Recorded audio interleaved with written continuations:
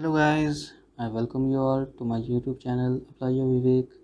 हम लोग यहाँ पर ग्रामेटिकल सेंटेंसेस, ग्रामेटिकल एक्सप्रेशंस को देख रहे थे।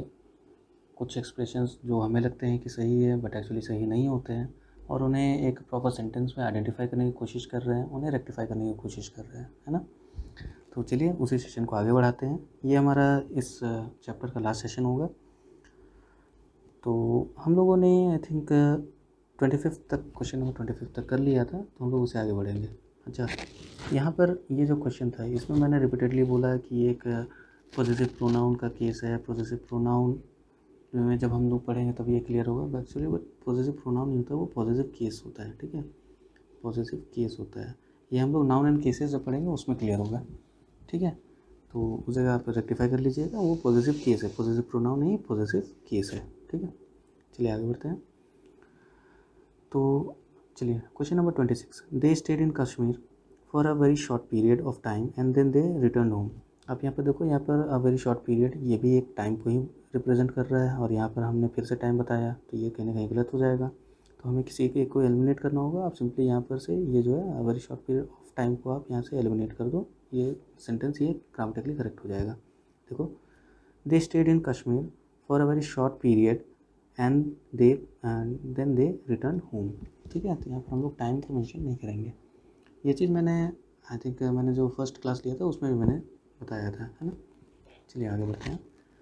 She reimbursed back the money which I had spend during our journey to Kathmandu. आप यहाँ पर देखो, रीइम्बर्स्ड, हमने कुछ वर्ड डिस्कस किया था, रीइम्बर्स्ड, रिट्रीट, रिसीड और रीगेन, इस तरह का कुछ वर्ड्स यूज़ किए थे, जिसमें हमने बताया था, मैंने आपको बताया था कि जैसे रीइम्बर्स हो गया, इसमें जो री है ये खुद में कहीं ना कहीं बैक को ये कर रहा है, रिप्रेजेंट कर रहा है। जैसे रिटर्न, ठीक है, इसमें हमें बताना नहीं पड़ता है कि वो रिटर्न बैक हो रहा है। ठीक है, रिटर्न मतलब ये है कि वो वापस आ रहा है ना। तो इस तरह के वर्ड्स में हम लोग जो वर्ड्स होते हैं उसके बाद हम लोग बैक यूज़ नहीं करते हैं, है ना। तो यहाँ पर जो बैक है इसे हमें ओमिट करना पड़ेगा, तो फिर हमारा ये सेंटेंस है ये ग्रामेटिकली करेक्ट हो जाएगा।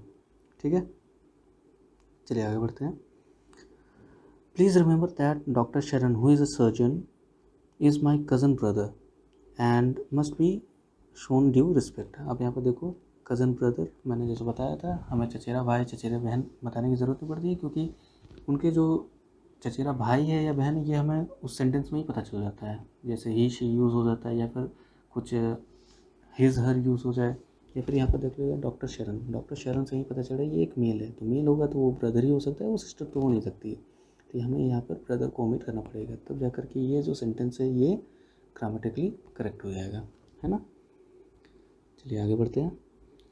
It took a days, I took a days leave, यहाँ पर चलिए यहाँ पर ये होना चाहिए था, यहाँ पर लीव होना चाहिए था। ठीक है, I took a days leave to attend a dear departed friend's funeral service which was to be conducted by his family priest। funeral service मतलब क्या हुआ, अंतिम संस्कार। तो funeral कहीं ना कहीं खुद में एक सर्विस होता है, इसके वजह से हमें यहाँ पर सर्विस एक्सप्लिसिटली मेंशन करने की ज़रूरत नहीं है। ठीक है, हमें सिंपली क्या बोलना है कि friends, dear departed friends funeral. ठीक है, यहाँ पे फ्यूनरल का मतलब ही होता है, फ्यूनरल एक तरह का सर्विस ही होता है, इसलिए हमें यहाँ पर अलग से सर्विस मेंशन करने की ज़रूरत नहीं है। हालांकि कुछ वर्ड्स होते हैं जैसे फ्यूनरल मार्च, फ्यूनरल मार्च मतलब वो जो अर्थी लेकर के हम लोग जाते हैं, हम सब लेकर के जाते हैं, उसे फ्यूनरल मार्च बोलते हैं। ठीक है, कहीं कहीं पर कुछ स्पेशलाइज्ड टर्म्स यूज़ होते हैं, लेकिन जनरली फ्यूनरल के साथ सर्विस नहीं आता है, फ्यूनरल के साथ सर्विस नहीं आता है ना। चलिए आगे बढ़ते हैं। Unless you do not go through your books you can not get through the examination. आप यहाँ पे देखो, अनलेस लिखा हुआ है, कुछ वर्ड्स मैंने बताए थे आपको, अनलेस, अनटिल, इस तरह के वर्ड्स के बाद हमें नेगेटिव जो नॉट, ये हमें यूज़ करने की ज़रूरत नहीं पड़ती, क्योंकि ये खुद में एक कंडीशन को रिप्रेजेंट करते हैं कि जब तक आप ये नहीं करोगे तब तक आपसे ये नहीं हो पाएगा, है ना। तो इस जगह हमें नॉट लिखने की ज़रूरत नहीं है, ये फ्लॉस हो जाएगा। ठीक है, चलिए आगे बढ़ते हैं। The last project of the company was equally as successful as the first। आप यहाँ पर देखो, इक्वली एज सक्सेसफुल एज, दोनों का मतलब एक ही होता है। एज सक्सेसफुल एज का मतलब ही होता है बराबर, सेम सेम, है ना। तो इक्वली बोलना या फिर एज सक्सेसफुल बोलना, दोनों का मतलब अगर सेम होता है तो दोनों को हम साथ में यूज़ नहीं करेंगे। या तो आप बोलो the last project of the company was equally equally successful as the first, ठीक है, equally successful as the first बोलो, या फिर आप ऐसे बोल सकते हो the last project of the company was equally, sorry यहाँ पर इक्वली को आप ओमिट करोगे, ठीक है, the last project of the company was as successful as the first. या तो आप यहाँ पर से इक्वली को ओमिट कर दो या फिर आप यहाँ से एज को ओमिट कर दो, तो आपका ये जो सेंटेंस है ये करेक्ट हो जाएगा, है ना। चलिए आगे बढ़ते हैं। He wanted to know whether it was the right and proper thing to do. Right का मतलब भी सही चीज़, प्रॉपर का मतलब भी सही, ठीक है, तो दोनों को हम लोग साथ में यूज़ करने का कोई मतलब बनता नहीं है हमारा, तो हम लोग क्या बोलेंगे, he wanted to know whether it was right thing to do, या फिर he wanted to know whether it was proper thing to do, ठीक है, दोनों में हमारा जो सेंटेंस है वो सही हो जाएगा, तो या तो हम राइट यूज़ करेंगे या फिर हम प्रॉपर यूज़ करेंगे, ठीक है। आगे बढ़ते हैं। The English teacher said that we should work regularly if you wanted to improve our English. आप यहाँ पे देखो, इंग्लिश टीचर, मैंने इसे अच्छे से एक्सप्लेन किया था, इंग्लिश टीचर नहीं होता है। इंग्लिश टीचर मतलब हुआ कि वो एक अंग्रेज टीचर है, ठीक है, अंग्रेज मतलब वो पर्टिकुलर इंग्लैंड का होगा, वो आपका इंग्लिश टीचर, तो ऐसा नहीं होता है। हम जो कहना चाहते हैं वो क्या बोलना चाहते हैं, हमारा जो इंग्लिश सब्जेक्ट के जो टीचर हैं वो, है ना, तो हम क्या बोलेंगे, द टीचर ऑफ इंग्लिश, ठीक है, द टीचर ऑफ इंग्लिश, ये एग्जैक्ट हमारा सेंस बनेगा, है ना। The teacher of English said that we should work regularly if you wanted to improve our English, है ना। इंग्लिश टीचर का मतलब हो गया अंग्रेज टीचर, टीचर ऑफ इंग्लिश मतलब इंग्लिश के टीचर, है ना। चलिए आगे बढ़ते हैं। He wishes to join lectureship because he think that this is a peaceful profession. Lectureship नाम का कोई एक्चुअली कोई वर्ड ही नहीं होता है, ये वर्ड एक्चुअली ओरिजिनेट ऐसा हुआ था, जैसे टीचरशिप होता है ना, वैसे ही लेक्चरशिप उसी तरह से लोगों ने बना दिया है। एक्चुअली होता क्या है, लेक्चरशिप होता है, एक्चुअली क्या होता है, लेक्चरशिप, ठीक है। तो यहाँ पर लेक्चरर की जगह क्या होगा, लेक्चर होगा, लेक्चरशिप, ठीक है। यहाँ मैं लिखने की कोशिश करता हूँ, लेक्चरशिप, ठीक है, इस तरह से होगा, यहाँ पर लेक्चररशिप नहीं होगा। चलिए आगे बढ़ते हैं। One of my friends is in the teaching line, but he lives abroad.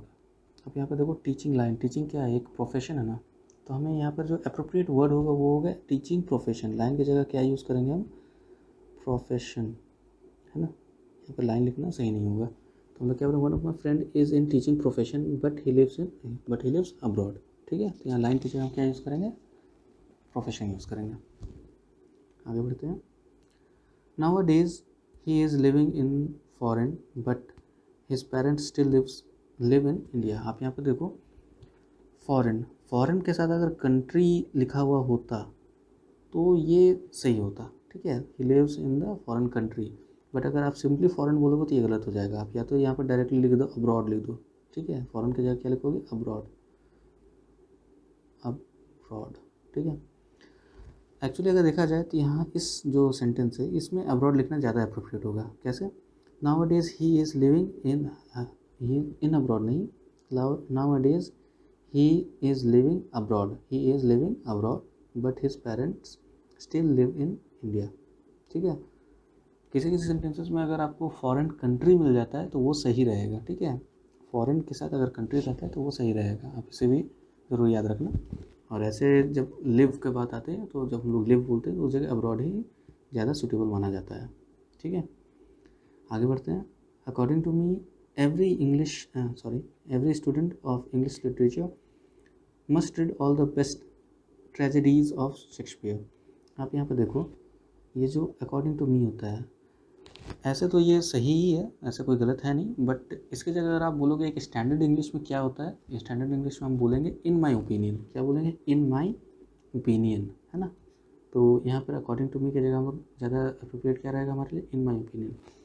कैसे समझेंगे कभी इन माई ओपिनियन यूज़ करना है, जब देखो यहाँ पर मी है, मी मतलब जो फर्स्ट पर्सन है ना, तो फर्स्ट पर्सन में जैसे हो गया मी, आर, है ना, वी, इस तरह का जब भी रहेगा तो हम इन, ये जो ओपिनियन वाला वर्ड होता है हम वो यूज़ करते हैं। जैसे अकॉर्डिंग टू मी की जगह क्या है, इन आर ओपिनियन, ठीक है, इन माई ओपिनियन, है ना। चलिए आगे बढ़ते हैं। To what has always puzzled me is why we had to wait for the British to promote the development of our hill stations। आप यहाँ पर देखो, टू लिखने की कोई ज़रूरत ही नहीं है, ये एक फ्लॉस वर्ड है यहाँ पे, तो आप इसे ओमिट कर दें, आपका जो सेंटेंस है ऐसे ही राइट हो जा रहा है ना। What has always puzzled me is why we had to wait for the British to promote the development of our hill stations। ठीक है, चलिए आगे बढ़ते हैं। All his family members were working on some of the prestigious posts। तो यहाँ पर all his family members की जगह हम लोग जो एक स्टैंडर्ड इंग्लिश में यूज़ करते हैं वो क्या यूज़ करते हैं, मैंने आपको बताया था, all the members of his family.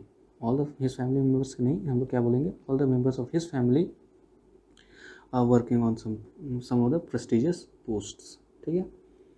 In spite of his insincerity he was awarded 100% marks in mathematics. ये जो 100% है, हम लोग जनरली हिंदी में जो बोला जाता है ना, 100%, है ना, उसी के हिसाब से उसी की जगह 100% यहाँ ऐसे मेंशन किया हुआ मिल सकता है आपको, लेकिन एक्चुअली ये गलत होगा। हम लोग यहाँ पर बोल देंगे 100%। हम लोग क्या बोलेंगे, 100%।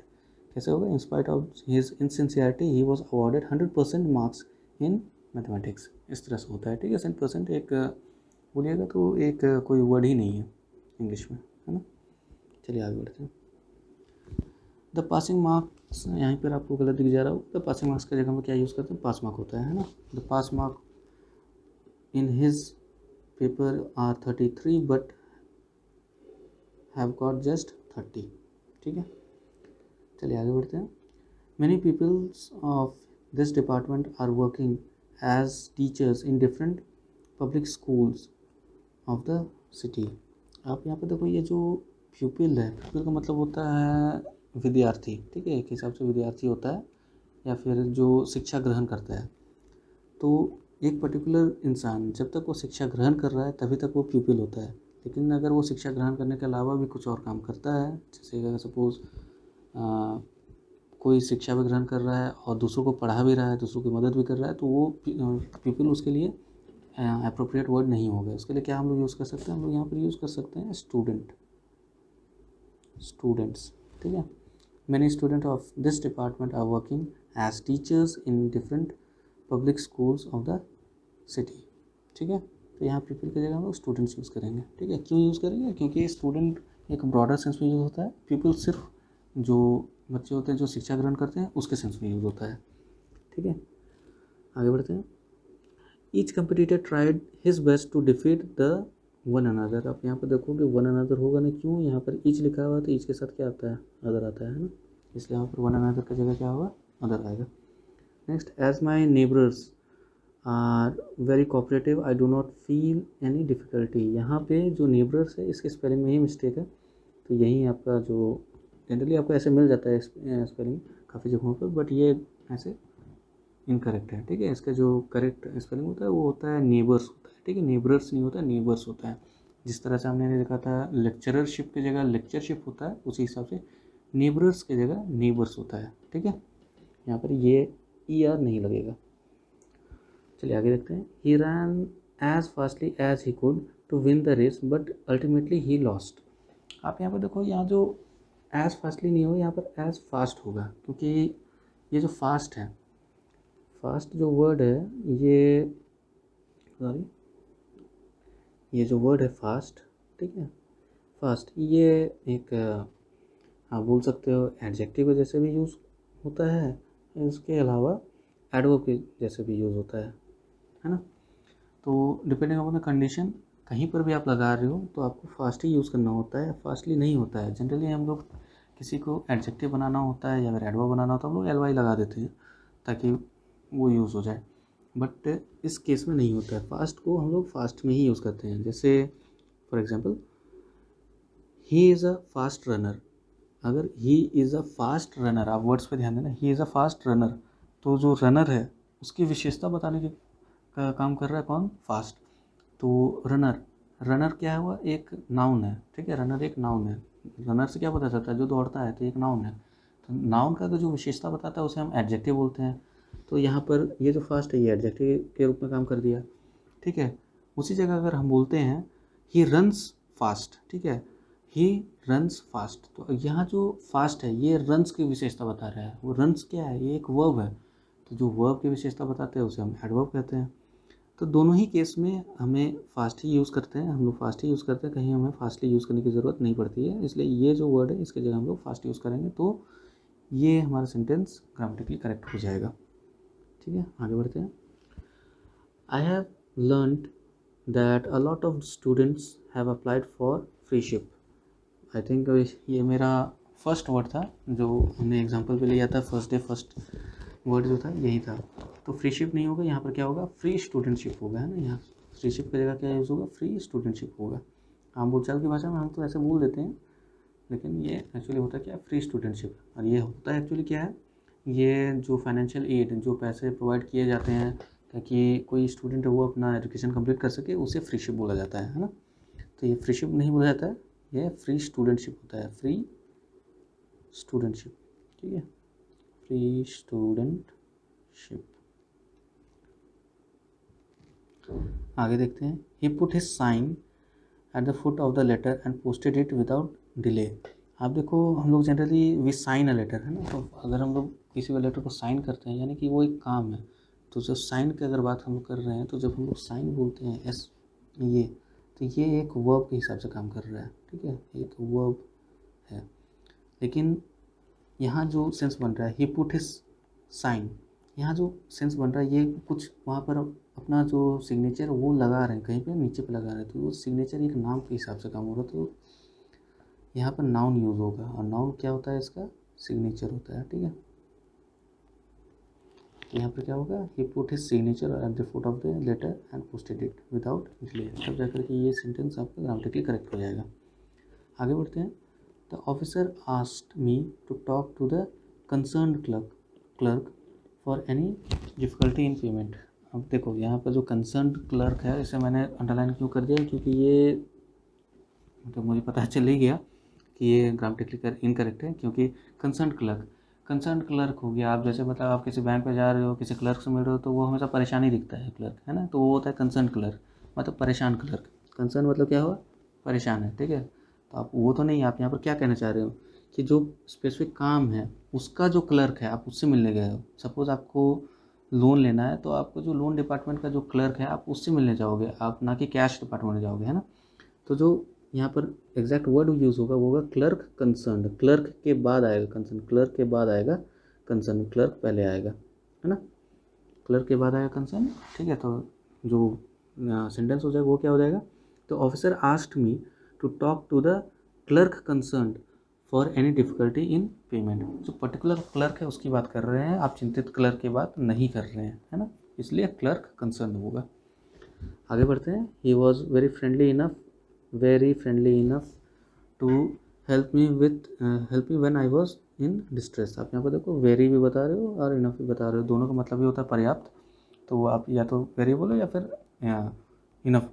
ठीक है, दोनों में से आप एक ही चीज़ को यूज़ करो, वेरी बोलो या फिर इनफ बोलो। तो आप ऐसा भी बोल सकते हो, he was very friendly to help me when I was in distress, या फिर आप बोलो he was friendly enough to help me when I was in distress. ठीक है, तो आप या तो एक सेंटेंस में आप वेरी को जो है आप एलिमिनेट कर दो, या फिर आप इनफ को एलिमिनेट कर दो, आपका ये जो सेंटेंस ये करेक्ट हो जाएगा। तो guys, I think this is the end of the session, and please बताइए आपको सेशन कैसा लगा। ऑल्दो ये काफ़ी बल्कि सेशन हो चुका है, लास्ट के 3 सेशन देखा जाए, बट मैं इन 3 सेशन के थ्रू आपको बस ये बताना चाह रहा था कि ऑल्दो हम सोचते हैं कि ये हमारा जो सेंटेंस हम जो यूज़ कर रहे हैं, हम बोलचाल की भाषा में यूज़ करते हैं, वो करेक्ट है, बट एक्चुअली वो ग्रामेटिकली करेक्ट नहीं होता है। ये तीनों सेशन रखने का कारण बस उतना ही था कि मैं बस वो कन्वे करना चाहता था कि ऐसा नहीं है कि हम जो सोचते हैं वो एक्चुअली ऐसा करेक्ट होता है। ठीक है, तो अगर हमें करेक्ट बोलना है तो हमें उसके जो पर्टिकुलर रूल्स हैं उसे पढ़ना पड़ेगा, उसे जानना पड़ेगा, है ना। अभी तक मैंने कोई भी रूल आपको नहीं बताया, अभी तक मैंने आपको यूसेजेस बताए हैं कि क्या कब क्या यूसेज होता है, मैंने आपको वो सब बताया है। मैंने अभी तक आपको कोई भी ये नहीं बताया है, कोई भी रूल्स नहीं बताया।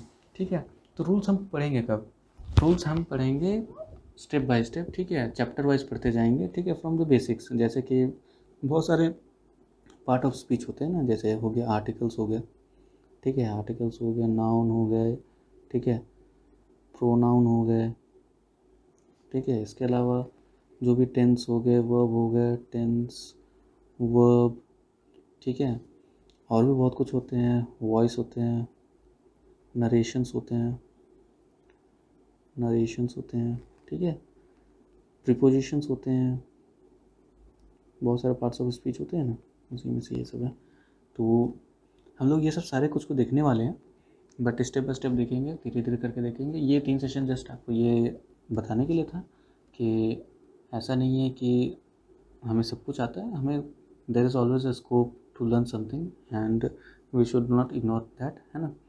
तो उम्मीद करता हूँ आप बने रहेंगे। आगे हम सब या तो आर्टिकल से शुरू करेंगे या फिर नाउन से शुरू करेंगे, ठीक है। सब्जेक्ट वर्ब एग्रीमेंट होता है, इससे भी शुरू कर सकते हैं। बस बने रहिए, आपको बहुत सारी कुछ जानकारी मिलेगी और आई थिंक कुछ तो कंट्रीब्यूट हो ही रहा है कि जो भी इंग्लिश है उसमें। तो अगर आपको लगता है कि आपने कुछ भी सीखा है तो प्लीज़ लाइक कर दीजिएगा। आपको लगता है कि आपकी लाइफ में कुछ नया ऐड हुआ है तो आप इसे शेयर भी कर सकते हैं, ठीक है। चलिए मिलते हैं नेक्स्ट वीडियोज़ में। Thank you.